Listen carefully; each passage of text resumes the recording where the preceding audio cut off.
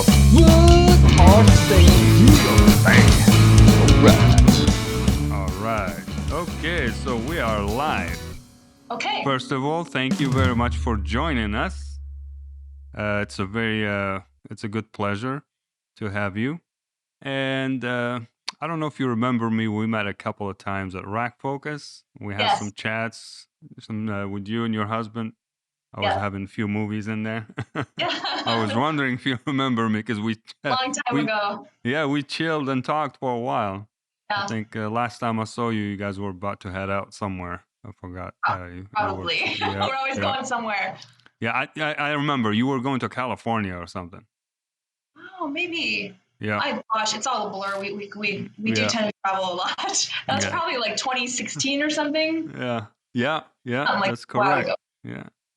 And I didn't get a chance to ask you about your name. Is that your author name, Seraphina Nova Glass? Or is that your real name? I'm surprised more people don't ask me that. Are you serious? You're actually the first person, and I was expected to get that all the time. And I actually met an author. I was at the awards ceremony for the Edgar Awards in New York last week. And I met an author that I know, and she introduced herself by a different name, and it was the opposite. I was shocked. I thought 100% that was her pen name was her real name. So it's my real name. When we became friends and then we hooked up on Facebook and I saw your name and I was like, I didn't know you write back then. I thought you were like in the movies. That was a complete like 180 degree. And I was like, and then suddenly you're like an author. And I was like, what happened? Well, I didn't. My first book was 2020. So it's all still pretty new. Wow. Well, so I guess I'm glad I met you before. I was doing the screenwriting stuff, but this is all still, I'm going on book 5. My fifth book comes out in January and my fourth book comes out in a couple weeks. But it is still only a couple of years old. So when I saw your name and I was like, this must be her author name. After I discovered your writing and I was like, this is probably her pen name, you know? And that's a very interesting name. Tim, there he is. Yeah. So, and that's how I always try to refer to you by that name. And I was like, okay, when I meet her next time, I have to ask about this. Yeah. I gotta get down to it. But that's a very interesting name, so it's very confusing. No, I know. Well, I was born Seraphina, and I had a different last name growing up, and then I took my mother's name as an adult. So my mother's last name is Nova. I took her last name, and then I married Glass. So it's all legit, but not, You know what? That's happen at once. That's a good thing because, you have this name that looks like a pen name, but it's your real name. So you can confuse people always. Well, the nice thing is there's not another one. So it's not like you're going to look up Bob Smith at the 100. No, your name is so unique. When I look you up, it's either there is results or there is none. So there's no, I can't be confused with you with somebody else. Timmy, you joined us. Hi, Tim. I think he's having sound issues. Okay. Yeah. Anyway, so how did you start? Can you give us like a little, snapshot of how did you become an author? Like I mentioned earlier, I didn't know you as an author in person, and then suddenly you switched career. I did. Well, I'm a professor at UTA. Okay. I'm still full-time, but I teach online, so I haven't been to campus in a while. And my background's playwriting. So I was directing a play in 2019. And the commute was pretty long because I live in East Dallas. So I started listening to my first thriller book that I'd ever read on audio on the drive. Hey, buddy. Spaghetti. My dog is popping in here. And I thought literally after chapter 2, I'm like, why aren't I doing that? I want to do that. And so when the play closed and I wasn't commuting, it was like October 2019. And 2018. Yeah. And I wrote the book. I just said, I'm going to stop everything, write a book. It took me about 12 weeks to write it. And so by Christmas, I was done. And by January, I had an agent. And by the end of January, we had like a 3-book deal with HarperCollins. And it just went from there. That was quick. It was very quick. Wow. It's not a normal. I'm told that that's not normal. And it's a very unique story because usually I'm pretty sure you read about, the struggles of, there's a lot of, back and forth for people to get that hook. or Oh, yeah. whatever. It's not a clean cut experience in the publishing world. That's why Yeah. it's hard when people ask for advice, like, how would you get published and what did you do? And it, gosh, it's so different for everybody. There's no way to say, I just got lucky or Yeah. I write really fast. I just happen to Because write fast. And, I don't Because know I how. was gonna ask you for advice too. I mean, I've been wanting to be a writer for a long time. I Oh, really? write. I write a lot of stuff. I write in things. I mean, I have like a book that I've been working on for like the past, I don't know, 3 years. I have all the puzzles and we're just trying to put it together. But like the publishing part is like, how do you get to that? How do you find the agent and do all that stuff? So seeing your experience, yeah, you got lucky.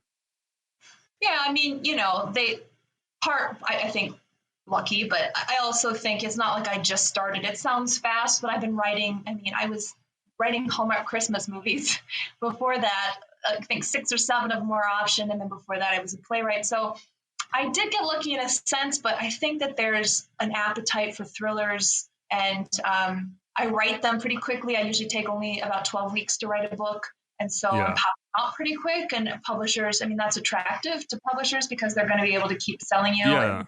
Actually, let me take that bet. I don't think it's luck because if you have a good book, you need a little bit of luck, but the book should speak for itself. And I say that from like reading your book. Reading I feel like, when I yeah, read Such a Good Wife, how do I say this? It's like I was watching a movie. I mean, it's like reading that book and I was like, this is a movie, but in book format. It's amazing. And so the book speaks for itself. You know what I mean? So getting lucky is like probably 2% of it or whatever. I think being really persistent too, because when I sent to agents, I mean, I spent the whole week, I probably sent to 400 agents in a weekend. And if they say that they're Wow. not taking simultaneous submissions, this is probably bad advice to give live, or they're not taking new clients. I think every agent wants the next new thing. And they're going to, if Yeah. your query strikes them, they're going to pay attention and everybody's looking for that Yeah. talent at the next bestseller. So, I mean, most people have never finished a book. If you even finish it, you're like at the top 1%. So you got a Yeah. shot then, I Yeah. would say. No, but you have a very unique style. Like I said, reading that Such a Good Wife stood out. I read books. I read a lot of books. I read a lot of thrillers, read the classics. So it's like I have a broad taste for these things. And once in a while, when you read a book, it stands out. It's like there's a pattern in there because, you start to fall for when you're reading other books and they all like sound almost the same, or you trying to find the one that will get you excited about reading it. So in a while, when I read Such a Good Wife, that was the effect that I get. Well, that's nice to hear. It's also interesting because of my 4 books out, it's the least popular. I don't know. Yeah, I don't know, but I disagree because I read it from a literature point of view because I love literature and I wrote and read a lot of it, and also from a movie perspective. When I read it, and I was like, it was such an enjoyable read, but also it was like a movie. Yeah. So that's nice to hear. I feel like just about everybody says that about On a Quiet Street, my book after that one. yeah. But many people say that about that one. So it's interesting that that's the one you resonate with. So you have that style, and I think that's why an agent shouldn't, if a good agent should see that and pick it up. What's up, Timmy? You can hear us? Yeah. All right. I'm Tim, by the way. Hi, Tim. Nice to meet you. Yeah. So what are you working on right now?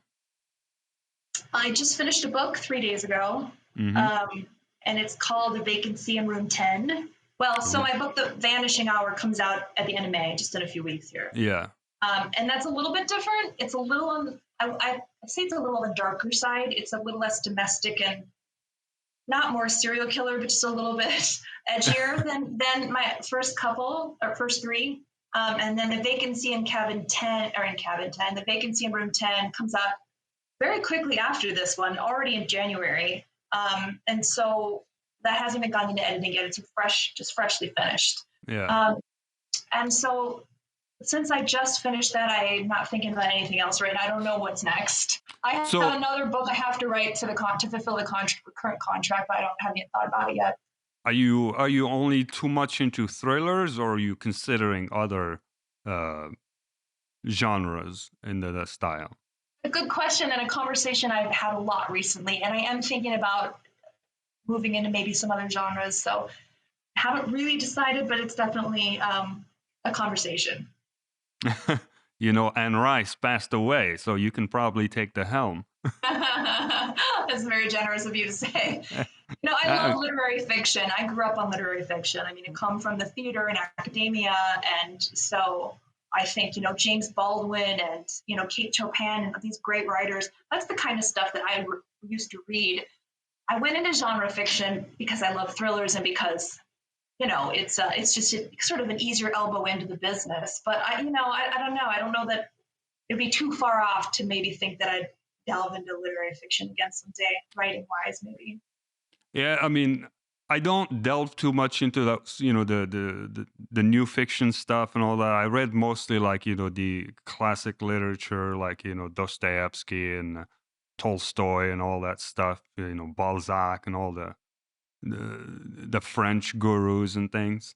So, but once in a while, it's like I try to find something modern and recent and try to get into that, because, you know, there's a lot of output and it's hard to sift through to find something. That's why it's like your book was like stood out so much. Oh, well, that's nice. Yeah. So I was like, you know what? This is it. So I have a list of all your books now to read. Okay, good. I like to hear that.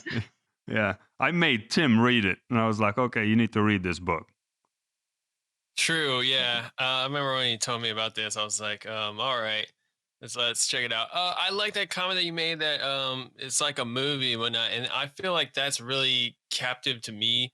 If I can like read or listen to a book, and most of the time I'm doing audiobooks because it's just Same. yeah, right. Same thing anyway. Um, yeah, when you start to visualize it and you can see it like you said, like a movie and whatnot, I feel like that's a very good sign of like a good writer. Because you get out of that you get wrapped into, I should say, rather, into that whole environment and whatnot. And I will say this wasn't what I thought it was, to be honest. Especially when you told me about like, hey, you need to check this book out. I knew it Um, was going to surprise you.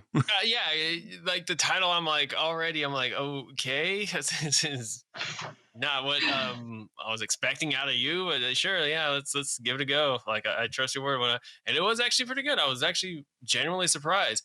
The whole time I was listening to it, I was like, where's this going? I was It like, was what? a roller coaster. Yeah, it was twists and turns here and there, like her and her husband. And I will say, unless I'm just slow, I didn't really even grasp the whole. Are we doing spoilers?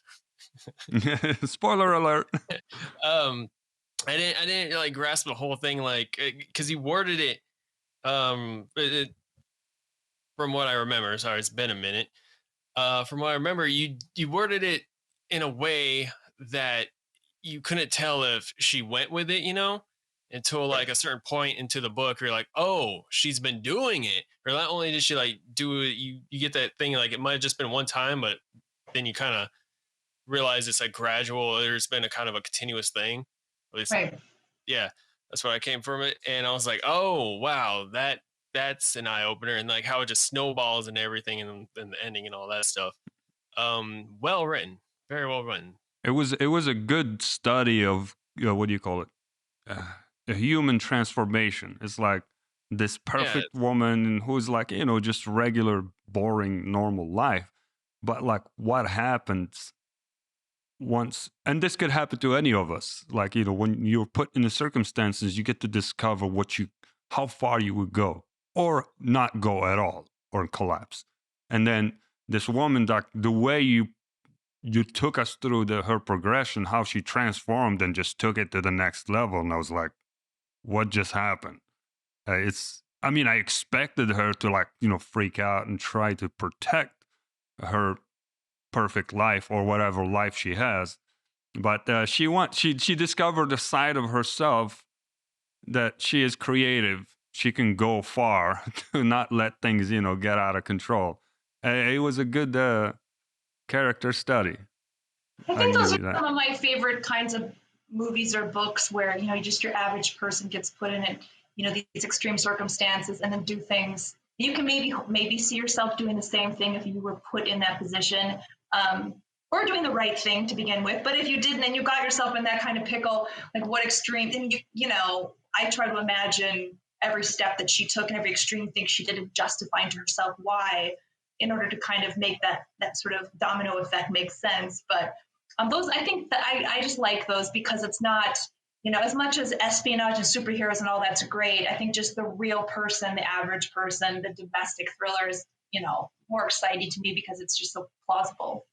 No, I totally agree. I mean, I love stuff that is grounded like so much in reality, like so much into you can see the dirt and everything. It's like Yeah. because those are like the experiments to see what if for real, because it's in the real world that you can feel and touch. You know, Yeah.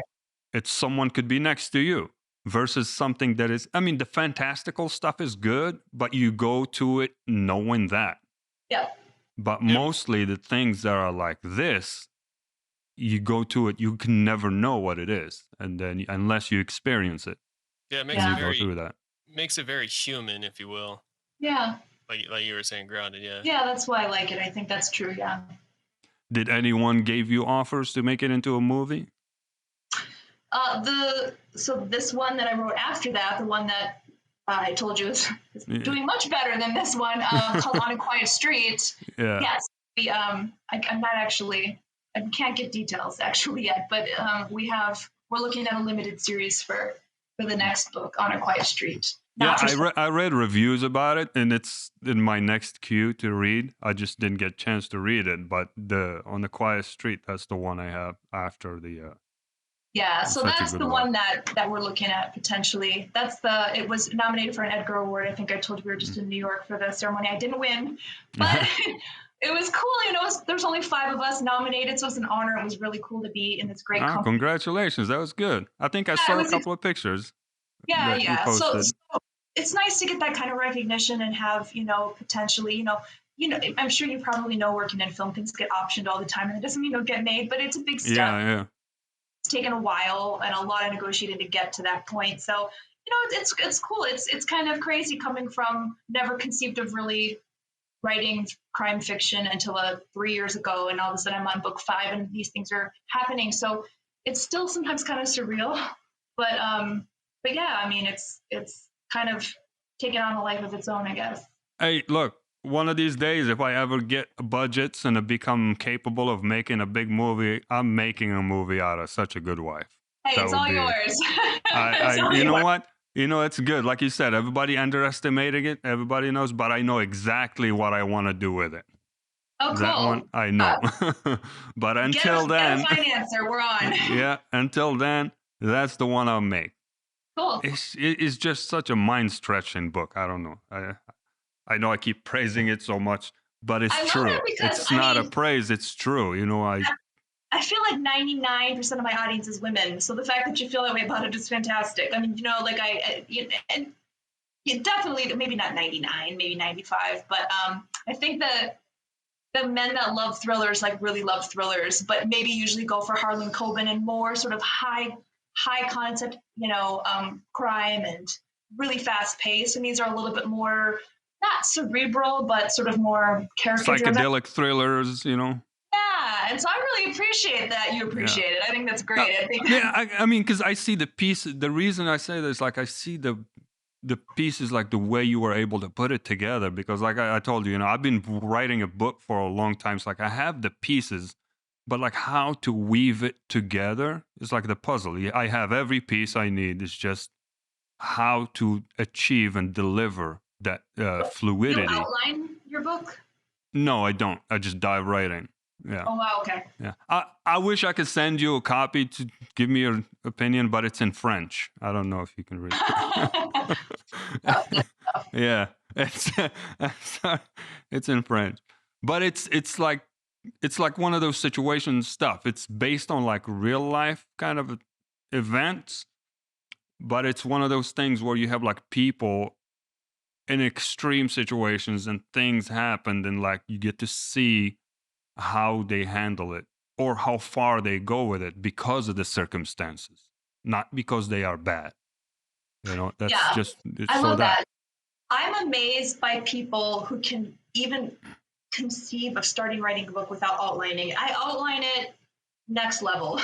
Oh, really? I don't get like if I know that she's going to do this in chapter 8, I know that I got to set it up where she sees this in chapter 3, and then later we go, oh, that comes together because she did this here, and then this chapter. I mean, all those pieces are there. And I think some people find it limiting to outline, but I feel like I have such freedom when I start writing because today I'm on chapter 20 and I look at the outline and I've already done so much front-loaded work. I have the 5 and it's not exhaustive. I have the 5 big things that need to happen in that chapter. Yeah. And I know they got to come in, and then I can just start writing, and I know that I got to sprinkle those in.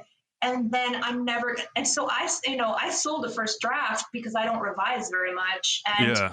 when I write these, I turn them into my publisher without editing them. I'm just, because to me, it's front loaded. All the work's, the hard part is the concept and the outlining, and then writing to me then is fun, but it's not fun in that stage. And so I just for me it's like I think about the story and the idea for a while. It's like it's in my head, but once it's all baked in, once I start writing, it's like sometimes I start and it just flows pages and pages, and then I stop, and then what I stopped and I keep thinking about the events, and then I go for like days, and then when I sit back again, it's just like blends and keeps going.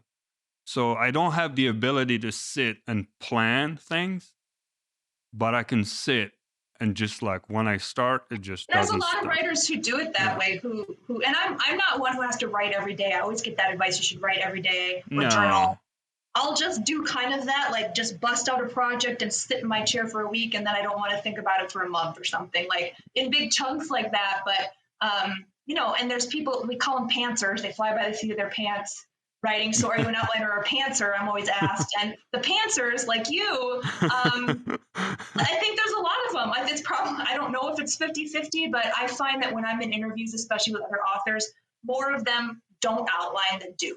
And I am in awe of that because I'm just, maybe I'm a planner and I just need to know what I'm writing to.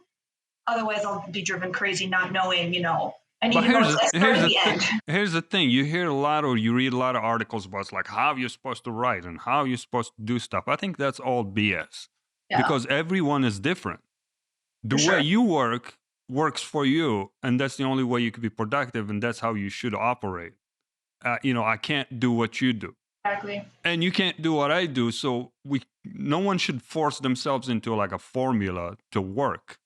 When you write, that you operate, the most important thing is having the ideas and thinking about that stuff. And I want to say it was Stephen King who doesn't outline and thinks it stifles creativity, and he's doing okay. So that makes sense. And I think it was, but I can't do that. But it was also him that said he doesn't, I don't want to misquote, but I thought I remembered reading very early on that he doesn't take longer to write a book than a season. So that's where I got the 3 months from, and I was like, that's what I'm going to do. It's funny how this arbitrary stuff that we resonate with or we don't, and you have to take what serves you and just make it. You have to find your comfort zone and your own thing. It's like you can't find a formula to do that. Yeah. And for me, it's like I write a bunch of stuff, and then I have to forget about it for a while. And then I come back a month later, and I start reading it, and again, I was like, oh, wow, that's cool. That doesn't make sense. And then I take it from there. It's like I'm reading somebody else's book and then just keep going. And see, if I took a break that long in the middle of a project, I would be like, who the hell are these people? I don't even remember. You forget. I barely remember Such a Good Wife because I wrote it very quickly. I don't do a lot of revisions. And then I've written 3 books since. So like, I was going to say, I hope you don't ask me a lot of specific questions because I probably won't remember at this point. Such a weird process for everybody. It is so different. But that's great. It's like once the book is sealed, baked, it's out, that's it. It becomes like this strange entity to you. Yeah. I never want to look at it again. I never want to. I love helping to choose the narrators on Audible because I love Audible. And Audible is good. I love all my narrators. I can listen to like a sample just to hear how they sound, but I can't listen to the whole thing because it's somebody else's interpretation of your work, and that's always going to be hard to hear, no matter how great they are. Really? So you don't really read back the book? I don't even want to edit it at all. I want to just like have them tell me what grammar needs fixing and a couple trouble spots, and that's weird. I know that's weird, but it's just I can't explain it. It's just like I'm. People ask if these are a series. Oh, I'm on book 5. Oh, is it a series? I'm so bored with these people when I'm done with the book. Like, I don't want to listen to these people again. I'm done. I've moved on to the next thing, you know? I'm probably the only one who feels that way, but it's a funny relationship we all have with writing, right? I mean, yeah, it whatever gets you to the next, the next adventure. Yeah. It's all personal and subjective. So how does the process of editing work? So you finish a draft as is and you just hand it to them to be edited? Like finding, grammatical errors or whatever. What That's do more they line editing. When I send it to my editor, they come back with like a 1-pager of like what they loved and like what they had questions about. And they'll go through the whole manuscript, and usually, I'm so grateful. My last editor, I did kind of a cold end on A Quiet Street, and she really asked for like an additional chapter. Usually she doesn't have such a big sort of request. It's usually smaller. Did you think about this? Or, oh, her dress was red in chapter 3 and it's green in chapter 8. What'd you do? Stuff like that. They catch. Continuity from movies. Continuity, and then some big stuff. And she asked me to add a chapter to kind of wrap up, to kind of give some more closure. And I'm so glad I did. I think it was the best thing I could have done for that book. And so they're there for those kinds of big overall sorts of things too. And a good editor is going to work with you in your vision. And the thing that I find, and you might find this in film, but I have been on sets and I haven't done a lot of film. I was kind of just getting into it when I probably met you, so I don't have a lot of experience, but I feel like kind of, I don't want to use the word disrespected as a writer, maybe as a female writer on set, where people would just change your lines or just paraphrase them at will, or a director would just kind of reshape a scene and you're right there as the writer, like on set. Yeah. As an author, the editor will ask you, I mean, literally, if I use the word it or and, they'll make a note and said, is this okay? This change, a tiny little period. They'll ask you if that's what you meant and if this is okay for 400 pages, and you spent days going through it. Yes, that's okay. No, that's what I meant. The respect that you get from your collaborators is just so much different than my experience in theater or film, where you kind of, maybe it's because it's so much more collaborative in that way that you get a little walked over sometimes, but I just think that's so important for the work to really be respected the way it is in publishing, and the way that I haven't found as much in my experience with film and how. Well, let me try and help explain a little bit of that to you, if you might, if I may, from my own experience. I'm still bitter, so if you have an explanation. Yeah, in books, like authors style books, novels and things. Yes, like you were painting with words. So accuracy, we have to okay, you want this to sound like this, you want that. In film, like at least most of the time, I write the scripts. And the way I write my scripts is like, a script for me is just like, this little thing to start with. Nothing is like sacred in it. I just want to paint a picture for the actors, because in film, you want real people to project things in reality. If I'm hiring you as an actress, I'm writing some lines. Lines sometimes on paper, they sound cool. But once human beings start saying them, it sounds stupid. Or off. Or maybe not genuine. That. You know what I mean? So I go to you and I'll say, usually as when directing a movie, I say, okay, so here's this scene. You're talking about this.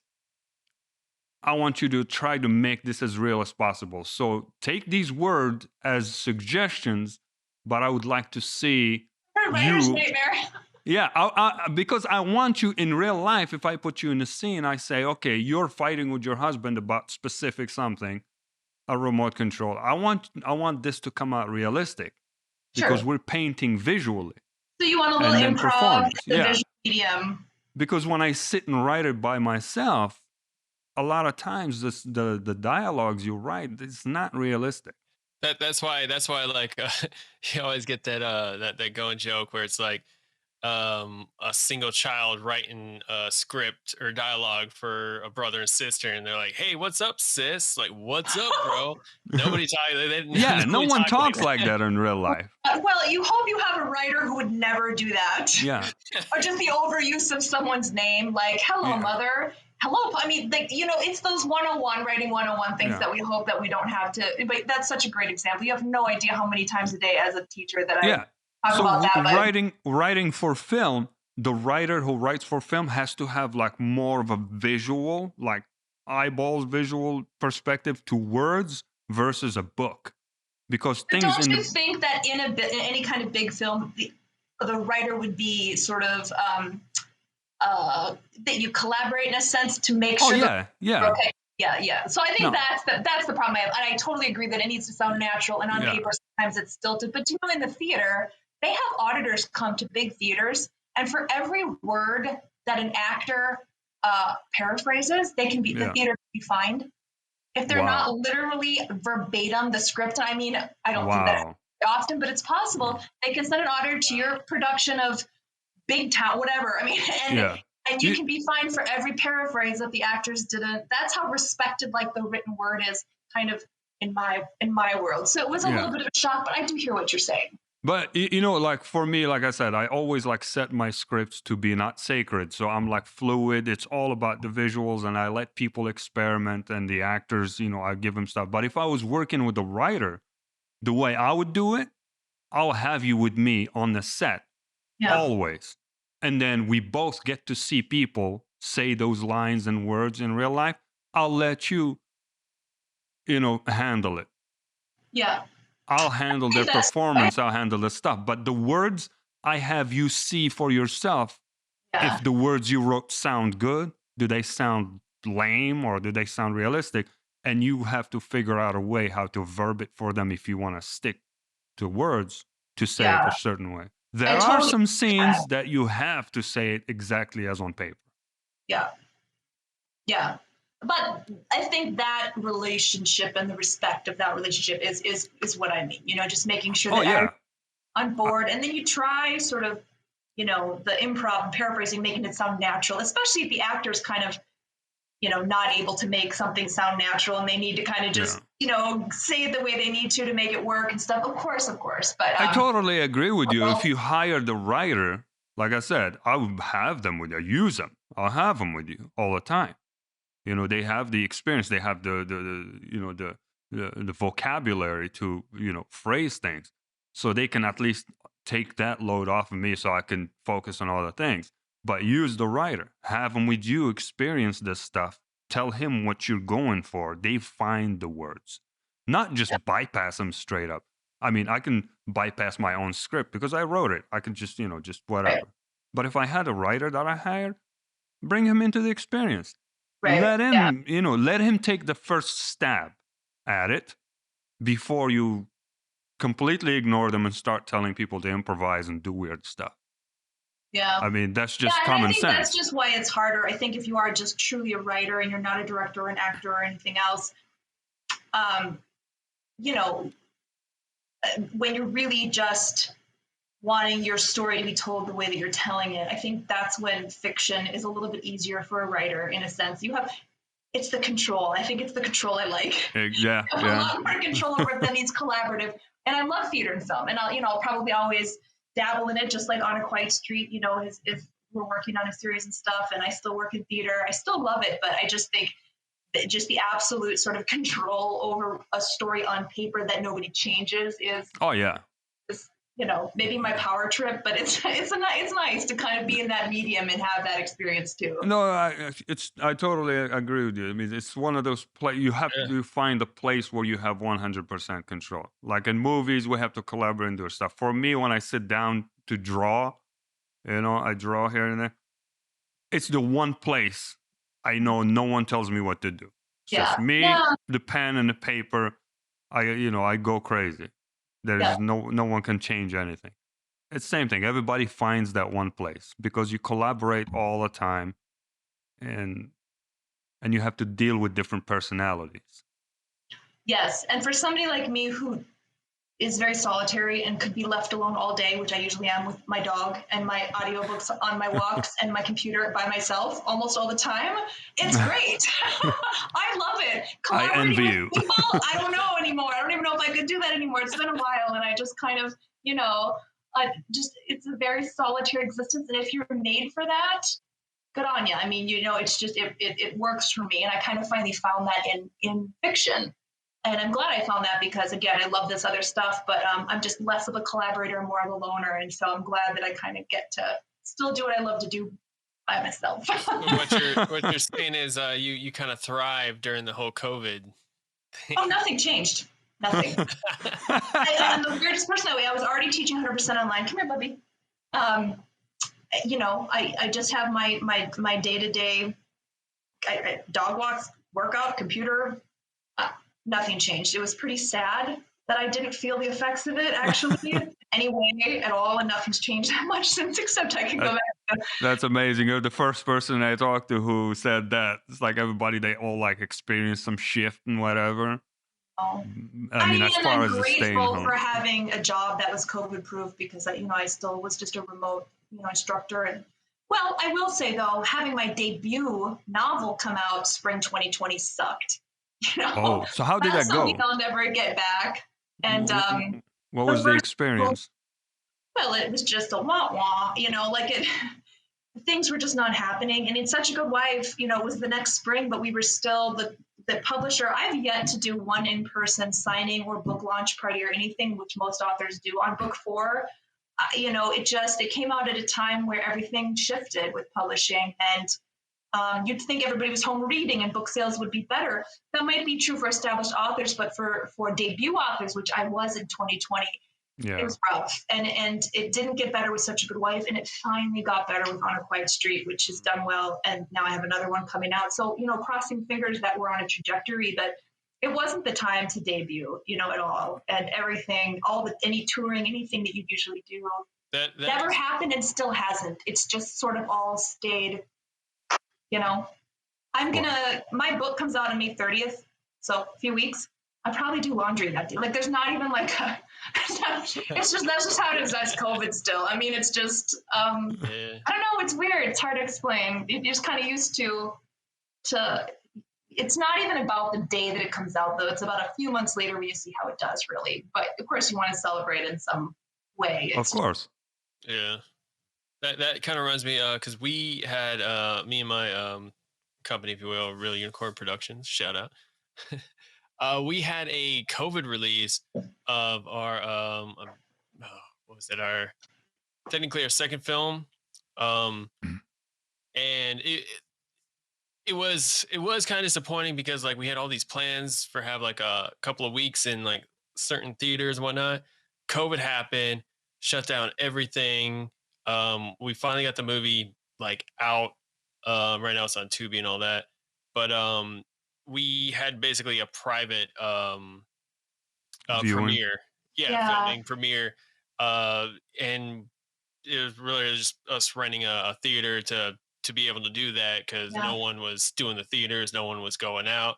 It was literally in the middle of it, and it really staggered us. COVID sucked the pleasure out of all those experiences. Out of everything. It really did. Yeah. But for your new next book, you should come out and do a signing and all that stuff. I mean, since everything is back to normal, I think you should aggressively go do tours and stuff. I know your your face says I want to stay home. But I can do that online. I don't know. No, you have to be in person and engage. That's how people. That's how people start to get to familiarize with you. Yeah, I mean, you're right. You're absolutely right. I think the networking and actually getting to know people is something that I haven't had to do. And gosh, I have nothing but gratitude for the fact that I'm even still in print after when I came out. I think about everybody that went through so much during COVID, and here's me saying, I wasn't affected at all. I don't mean that to sound maybe the way it came off. I think about just all my poor neighbors that have high school students that didn't get to graduate, and just the crushing disappointment everyone went through. So my book debuting, of course, is not the end of the world, but the fact that I'm still, publishing and stuff is, I'm grateful and excited about that. And you're probably right. I probably need to kind of make that shift from COVID that I haven't made yet. I still actually kind of live as a writer, like that's the thing, and we can go out in the world now. So maybe we will, I mean, at least for your books, I'm saying it's like it's good for you to, as an author, to start like getting putting to know a actual face. people. Yeah, putting in a face to the books. People start to see you regularly. At least at specific events for launching the books, not all the time, and that will cement your reputation and your presence with your books out there. And you No, can I come out agree. and sign my book. You can come out and sign my copy of Such a Good Wife. Any day. And I just got this big stack of Vanishing Hour, the one that hasn't even come out yet. I just 2 days ago. Oh, I have a puppy. They sent me a big stack of them. So those are the first fresh copies, and yeah. So I had thought about maybe doing something locally. We kind of, for Such a Good Wife, some friends got together. Did you ever do the Truck Yard in Dallas? Truck Are you Yard. guys in Dallas? Yeah. Yeah. Not Fort Worth? No, I mean, he's in Fort Worth. Yeah, I'm in Fort Worth now, but I've been in Dallas for a while. Yeah. Oh, it's just this cool kind of, it's this outdoor sort of bohemian picnic tables and mismatched furniture. There's actually a tree house with some seating up there, and it has some live music. You can bring your dog. It's just a cool kind of staple. There's actually, I think, there's one in Plano. I don't know if there's one in Fort Worth. I'm anyway, in Plano. You are. There's one in Plano. It's huge. It's just a cool kind of, I don't know, hipster hangout. And we did a little bit of a sort of small friends family get together there for one of the books. So I think if anything, maybe just a small gathering, but maybe next time I can actually start really thinking bigger. And we should probably make this an occasion. It's not a bad idea, honestly. As a musician, I know getting out into the scene, if you will, helps a long ways with just like meet and greets, or like just showing up and just being like, hey, this is us, whatever. And then well, in our case, we give freebies, like little cards that have links to our song or whatever. I don't think you really do that for a book, but hey, listen, they send me a giant box, and it's going to sit in my garage for 2 years. So maybe I will. I mean, maybe I'll just bring it and be like the first, however many they sent me, 50 people, free book, and just kind of, to help promote. There's no reason why not. You guys are not wrong. You're very right about this. It's just me actually getting up and doing it. Getting out there and not getting shy in public and kind of doing it. But yeah, no, I think it's sage advice, actually. Yeah. Because think about it, like you're in a good track, but at some point, if you keep going like this, and I think your style is ripe for kind of success, and if you hit the next level, you are going to be forced to appearing a lot and doing things. Yeah. So if you start now, you get the hang of it. Yeah, getting used to it now, honestly. Because trust me, at a small level. Yeah, trust me. I'm on stage, especially with the band, like going up now, coming up a lot. And by the way, we have a show next Saturday. At UD. We're at UD. Okay. But I was that shy guy in the back. I play bass, so I'm like always in the back, just get it done, woo, I'm here right now, let me get off and just chill, have a drink, calm my nerves. Now I'm that guy. It took a couple years, I'm not gonna lie. It took a couple years to really break out of that. And now I'm that guy jumping off stage, like getting people involved and whatnot. Like me and my my front man, my vocalist, like we almost compete to see who's the more obnoxious. Yeah.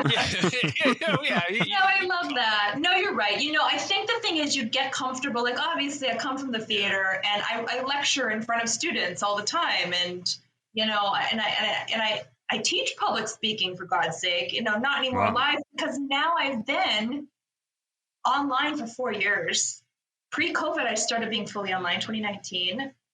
And it's been 4 years behind my computer writing and not having to do that. So it's not even a matter of not being accustomed to it. Not that I was ever that comfortable with it, but certainly then you're kind of like, this is cozy. This is nice. I like living here, like behind the scenes. Yeah, I mean, it's tempting for sure. And then you get in your comfort zone and you can write it and then you can send it, especially when you're with a major publisher.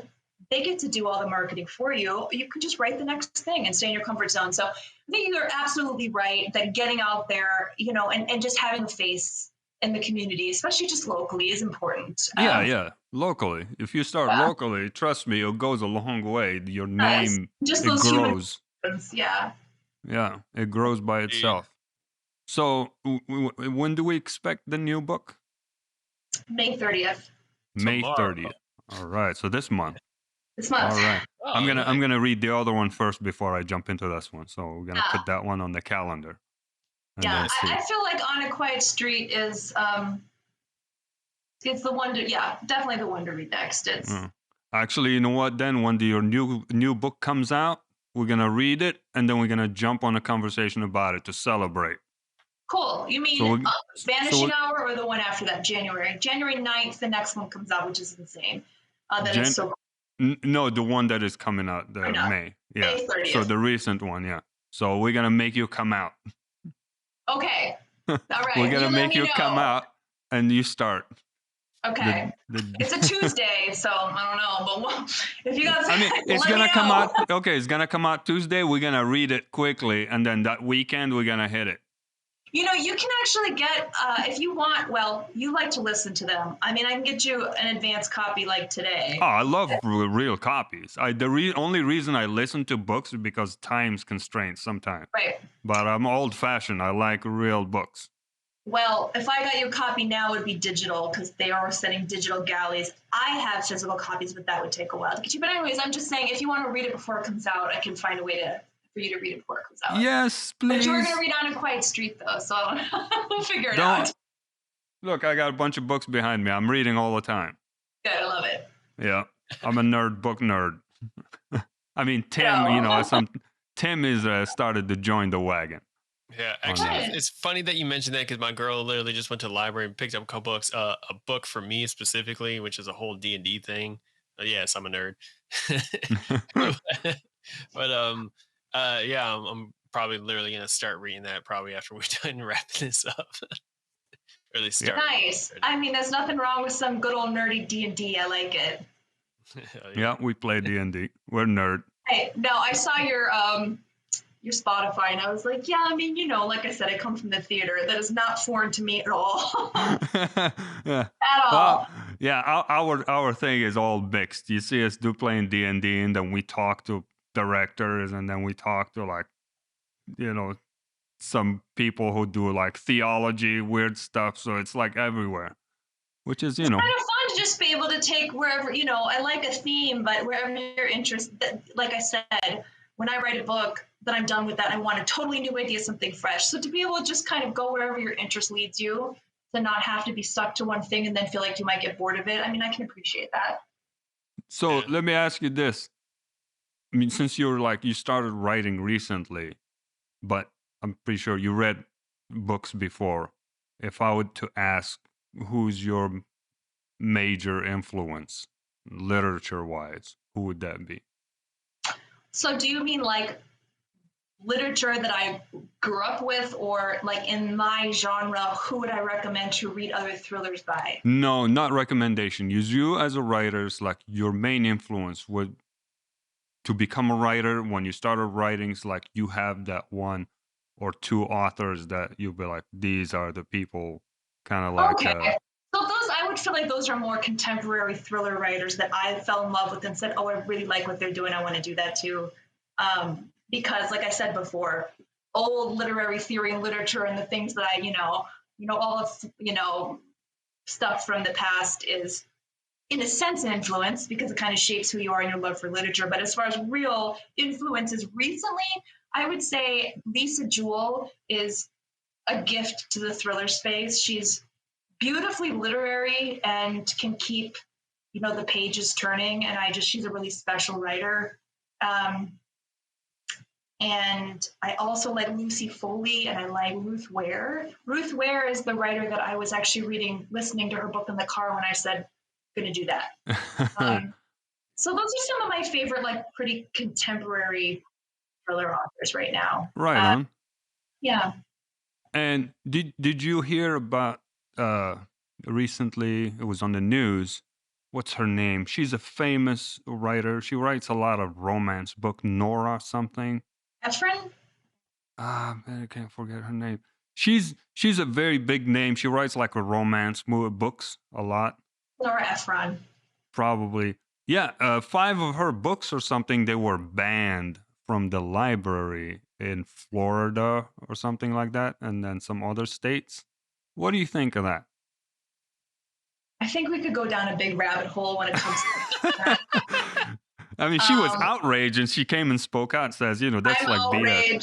I don't agree with it at all. I think it's ludicrous. I mean, I've seen some of your previous podcasts. I think we're on the same wavelength politically when it comes to a lot of things. So I don't know how much I like to stay neutral as an author, but I feel like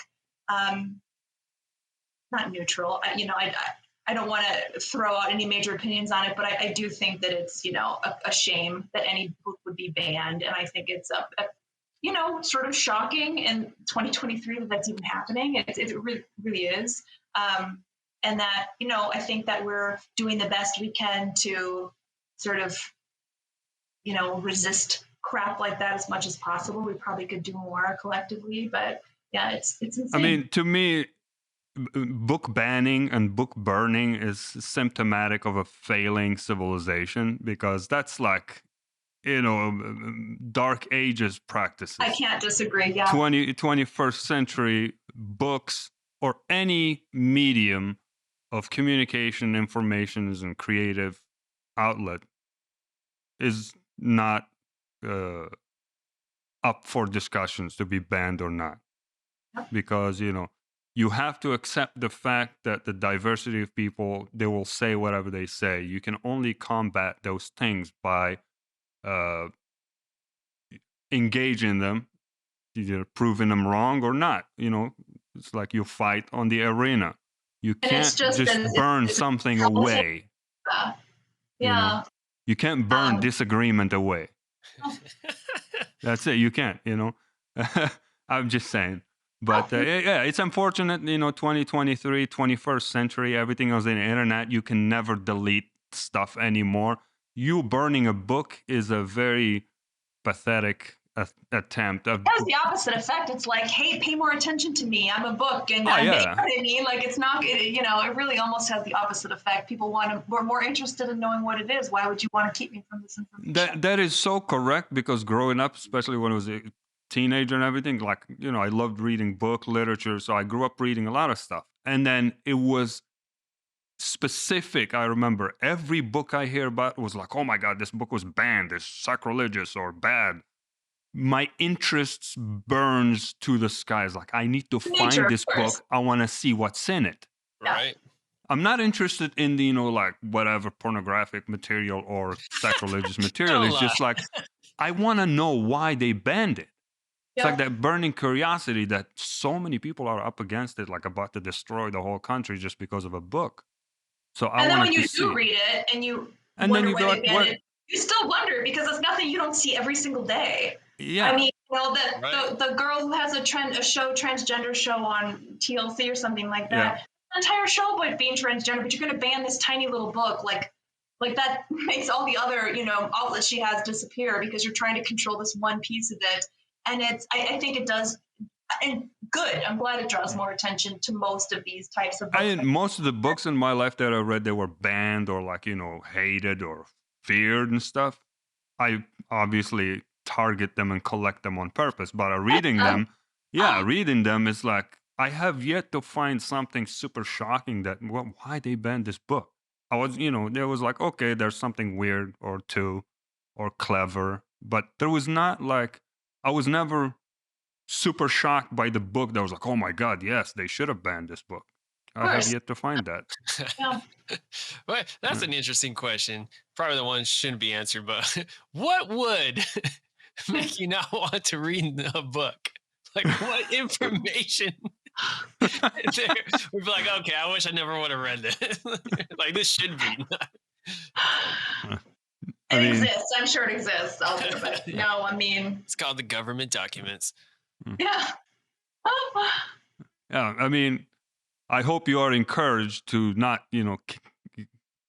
edit yourself, or if you have wild ideas and do stuff, please write that stuff. Don't let your editors tells you you're gonna get banned because of this.